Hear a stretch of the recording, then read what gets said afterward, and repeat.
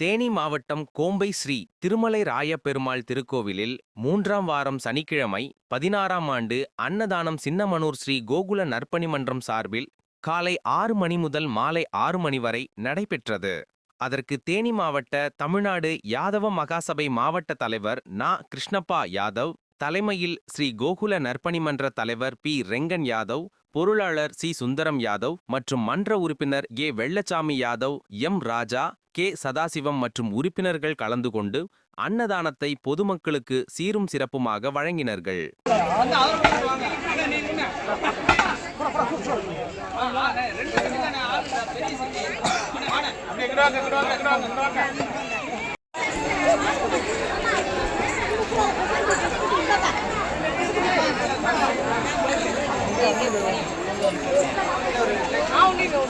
ஊத்தங்கரையில் அதிமுக சார்பில் booth committee ஆலோசனை கூட்டம் துணை பொதுச் செயலாளர் கே. பி. முனுசாமி பங்கேற்பு.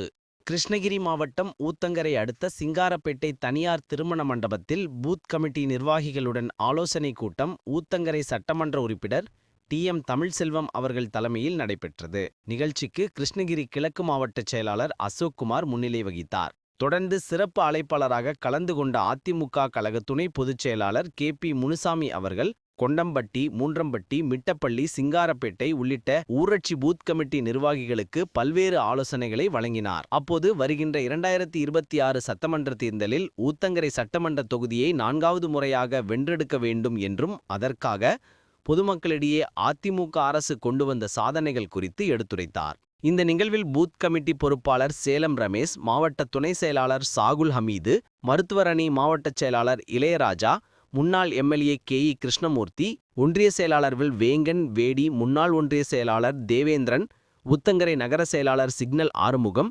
சிறுபான்மை பிரிவு பியாரே ஜான் உள்ளிட்ட ஏராளமான கட்சி நிர்வாகிகள், சிங்காரப்பேட்டை சுற்றுவட்டார பகுதியைச் சேர்ந்த கட்சி நிர்வாகிகள் கலந்து கொண்டனர்.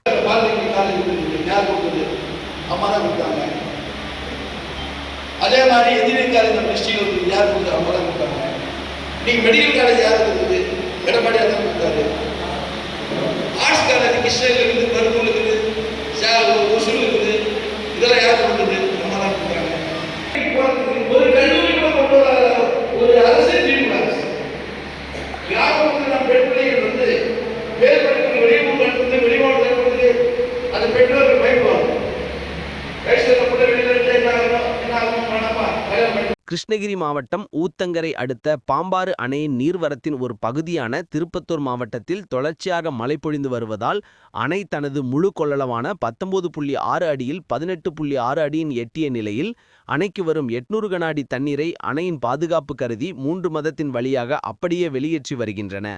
இதனால் ஆற்று படுக்கைகளில் செல்ஃபி எடுக்கவோ நீராடவோ கூடாது என பொதுப்பணித்துறை சார்பில் பொதுமக்களுக்கு வெள்ள அபாய எச்சரிக்கை விடுத்துள்ளனர்.